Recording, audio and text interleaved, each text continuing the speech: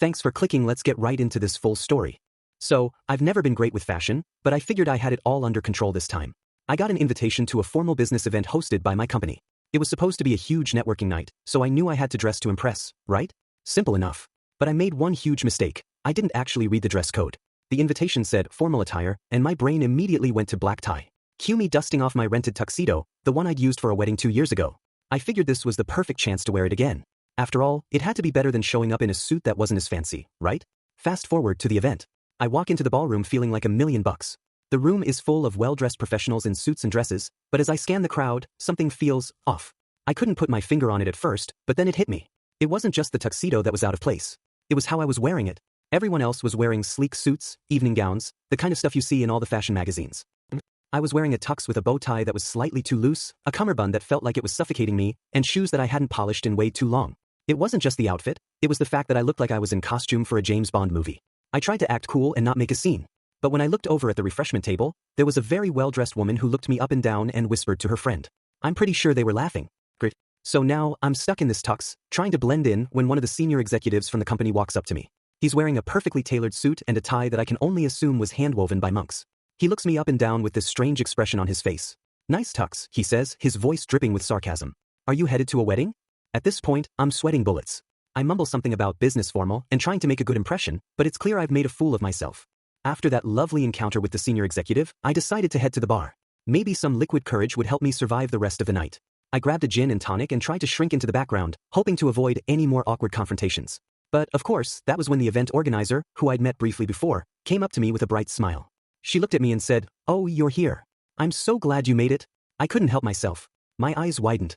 She was clearly referring to me as if I were some sort of VIP guest. I mean, I couldn't even remember if we'd met or if she was just being polite, but she was acting like I was someone important. I didn't want to ruin her enthusiasm, so I smiled back and nodded. "Oh yeah, I wouldn't miss it," I said, hoping I sounded more confident than I felt. "So, are you part of the charity board? Or maybe a major donor?" she asked, looking at my tuxedo like it was a sign of powerful connections. I froze. The last thing I needed was to be mistaken for someone important. I could feel my face turning red as I tried to come up with a response. I looked at the gin in my hand and then back at her, the lie practically forming itself. Yeah, I'm, on the planning committee," I said, feeling like a complete fraud. She seemed satisfied with that answer and started chatting me up about the event. I couldn't follow most of the conversation because my mind was racing, wondering how I was going to escape the situation without looking like an idiot. In the middle of this fantastic conversation, I noticed someone across the room pointing and whispering. I followed their gaze, and, of course, there was a group of people standing near the buffet table, laughing and pointing right at me. I swear the room tilted on its axis. My heart started racing.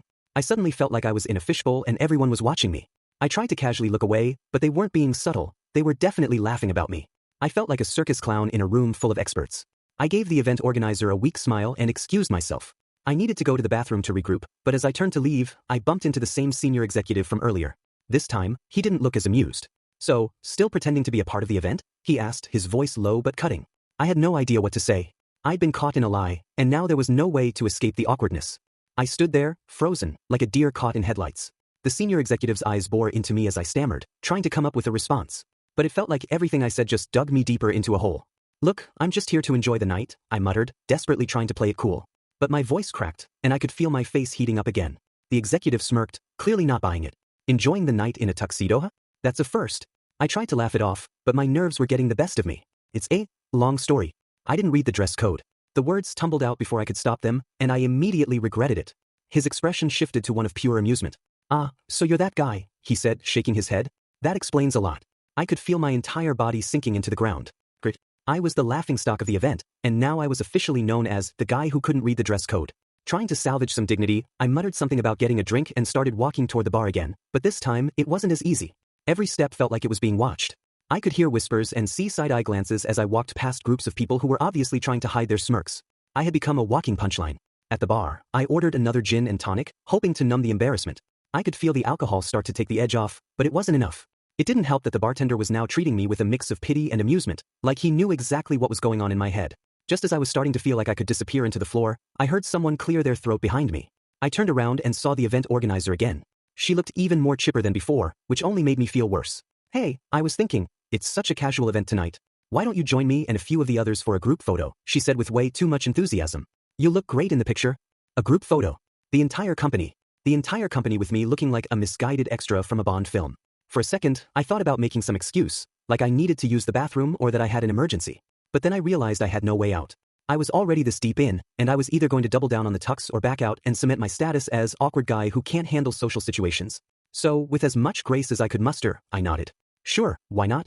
I followed the event organizer over to the designated photo area, trying my best to keep my posture straight and my face neutral, as if wearing a tuxedo to the wrong event was no big deal. But the closer I got to the group, the more I could feel the eyes on me. Everyone else was dressed in sleek, modern suits and elegant dresses, while I stood out like a sore thumb in my oversized, outdated tux. As I stepped into the group, I saw the photographer setting up his camera, clearly already annoyed by the chaos of trying to fit everyone into the shot. He motioned for us to squeeze in, and everyone shifted a little closer, exchanging small talk to break the awkwardness. Except for me. I had no idea what to say. A few of the senior people exchanged glances, clearly not sure where to look, as if they were debating whether they should acknowledge me in any way. Finally, one of the older executives, an intimidating woman in a sharp red dress, turned toward me and smiled. "You look interesting," she said, eyeing my tux with an expression that I couldn't quite read. Was it condescending? Or maybe she was just trying to make me feel better. Either way, it did nothing to ease my discomfort. I simply nodded, hoping the moment would pass as quickly as possible. The photographer took the first shot, and I smiled awkwardly, trying to look like I belonged, even though I felt like I was playing dress-up in someone else's clothes. The next few shots followed, and I noticed more people sidling away from me in the frame. It was subtle at first, but it became increasingly clear. They were moving just enough so I wasn't in the center of the picture. The last shot was a group candid, where the photographer told everyone to laugh naturally. Well, everyone except me. As the group burst into forced smiles and laughter, I awkwardly let out a nervous chuckle, standing there like a kid who didn't get the joke. The last thing I wanted was to look even more ridiculous, so I went with it, even though my laugh was as stiff as the tuxedo I was wearing. Finally, the photo session ended, and the organizer clapped her hands together. "That's a wrap. Everyone looks so great." "Thank you," she said, sending a few appreciative glances around the group. But I could tell something had shifted. People were less inclined to engage with me now, and I was quickly becoming that guy in the group chat, the one who didn't get it. I started to make my escape when the senior executive from earlier caught up with me again, this time with a small smile. "So, we'll be seeing you at the next event?" he asked, raising an eyebrow. His tone wasn't exactly inviting, and it felt like a polite dismissal wrapped in sarcasm. I was too embarrassed to say anything witty, so I just nodded, mumbled something about looking forward to it, and quickly walked away. I needed air. I needed space. I needed to not be here anymore. I ducked out of the photo area as quickly as I could without making a scene. I needed a moment to breathe, and the last thing I wanted was for anyone else to try to cheer me up or offer some fake advice. I slipped outside to the patio area where the cool night air hit me like a refreshing slap to the face. I leaned against the railing, trying to shake off the embarrassment. The event was still going on inside, but I couldn't bring myself to go back. Every time I closed my eyes, I saw the whispers, the looks, the awkwardness of it all. I could practically hear the snickers in my head. That's when I noticed something. Out of the corner of my eye, there was a man sitting alone at a table near the edge of the patio. He was in a sharp suit, and I could tell by the way he was casually drinking a scotch that he was probably someone important. I hadn't seen him earlier in the night, but something about him seemed different. I debated whether to go back inside or just stay out here and sulk. But curiosity won out, and I walked over to him. "Mind if I join you?" I asked, trying to sound casual. The man looked up, surprised, but then gave me a genuine smile. "Not at all. You look like you need a break." I sat down across from him. He didn't seem to care about the tuxedo debacle, which was a relief. We exchanged small talk about the weather and the event, and for the first time all night, I felt like I wasn't being judged. It was a nice reprieve. After a few minutes, he looked at me and said, "You know, you're not the only one who's had a rough time tonight." I raised an eyebrow, surprised. "Really? You seem pretty relaxed." He chuckled. "You'd be surprised. I've been to these events for years, and let me tell you, they're all the same. Everyone's just trying to put on a show, pretending they've got it all together. But behind the scenes, it's a mess." I leaned forward, intrigued. "What do you mean?" He shrugged. "All those people in suits? Half of them are faking it. I know for a fact that one of the senior execs doesn't even know how to run a basic spreadsheet. The event organizer? She's so stressed out right now, she's probably going to pass out when she gets home. It's all a performance. You just happen to be part of it." I blinked, taken aback. "So, I'm not the only one pretending?" "Not at all," he said with a wink. "In fact, I've been to so many of these, I'm starting to think the real power is in not caring. You know?" I sat back, processing his words. Maybe I had been overthinking it. Maybe I didn't need to be so embarrassed after all. Sure, I'd worn the wrong outfit, but in the grand scheme of things, did it really matter? Everyone else was just as wrapped up in their own little world as I was. The man finished his drink and stood up. "You'll be fine," he said, clapping me on the shoulder. "Just remember, you're not the joke. You're the one watching it." As he walked away, I felt a little lighter. Maybe it wasn't the best night, but it didn't have to define me. And when I finally decided to head back inside, I did it with a newfound sense of calm. After the conversation with the guy on the patio, I started feeling a lot less like the center of the universe's awkwardness. In fact, I almost laughed at how seriously I'd been taking the whole thing. Sure, the tuxedo was a disaster, but it didn't really matter in the grand scheme of things. I wasn't going to let it ruin my night.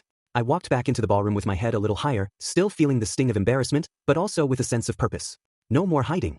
No more pretending to be something I wasn't. If they were going to laugh at me, fine. But I wasn't going to care anymore. As I walked through the crowd, I overheard a group talking about a raffle they were doing for some charity. I knew this was my chance. I'd heard earlier that they were giving away a pretty sweet prize, a weekend getaway at a luxury resort. It was a long shot, but hey, I needed some redemption, right?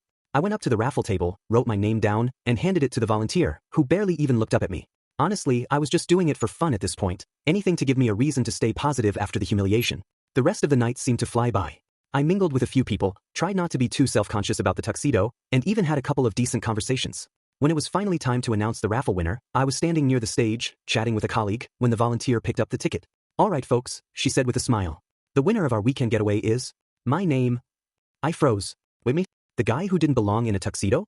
The guy who had basically been the punchline all night? The universe couldn't be serious. I walked up to the stage, trying to act cool even though I was internally screaming. The entire room was looking at me, but this time it didn't feel like judgment. It felt like I'd won something. Maybe it wasn't the prize I expected, but I'd gotten a little bit of redemption in a room full of people who had written me off. The event organizer handed me the prize with a smile, probably thinking, well, he's not such a disaster after all. As I walked back to my seat, I realized something: nobody really cares that much about your mistakes. Sure, they laugh and judge in the moment, but by the time they leave, they're thinking about their own awkwardness. And I'd learned something really valuable tonight. Sometimes, you have to laugh at yourself first before anyone else can laugh with you. Okay, so after the raffle and everything, I thought the night was over, but I had to share this, because it turns out that tuxedo incident didn't define my whole experience. Actually, I ended up getting a bit of a reputation from it, but not in the way I expected. I won the weekend getaway, and honestly, I wasn't sure if I was going to go or not. The whole thing still felt surreal. But a couple of weeks later, I decided to take the trip. It was just a short weekend, nothing too extravagant, but it was a chance to reset. I went alone, and it was exactly what I needed. Here's the kicker. While I was there, I bumped into one of the senior executives from the event. Yep, the same one who had sarcastically complimented my tuxedo. He was there with his family, and when he saw me, he actually remembered me. At first, I thought he might make some snide remark about the tux, but instead, he gave me a genuine, "Hey, it's great to see you again." I was a little taken aback. We ended up talking for a bit, and honestly, it was the most normal conversation I'd had with someone from that event. He even mentioned that he admired how I didn't get hung up on my mistake and just rolled with it. In the end, the whole tuxedo fiasco turned into a weird, but kind of important lesson. I realized that people don't remember you for your mistakes nearly as much as you think they do.